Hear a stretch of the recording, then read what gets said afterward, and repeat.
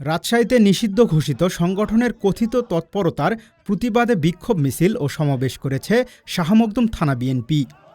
বৃহস্পতিবার আয়োজিত এ কর্মসূচিতে বিএনপি এবং এর অঙ্গ সহযোগী সংগঠনের বিপুল সংখ্যক নেতাকর্মীরা অংশগ্রহণ করেন। বিক্ষোভ মিছিলটি নওদাপাড়া ট্রাক টার্মিনাল এলাকা থেকে শুরু হয়ে নগরীর আমচত্বর এলাকায় গিয়ে শেষ হয়। পরে সেখানে অনুষ্ঠিত হয় প্রতিবাদ সমাবেশ।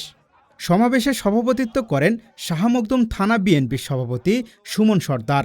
এতে প্রধান অতিথি হিসেবে উপস্থিত ছিলেন রাজশাহী মহানগর শ্রমিক দলের সভাপতি রফিকুল ইসলাম পাখি।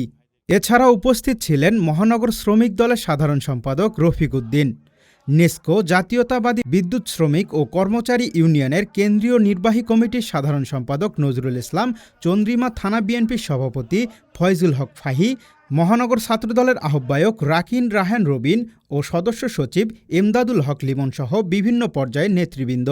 সমাবেশে বক্তারা বলেন, গণতন্ত্র, ভোটাধিকার ও জনগণের অধিকার প্রতিষ্ঠার আন্দোলনে বিএনপি সবসময় জনগণের পাশে রয়েছে।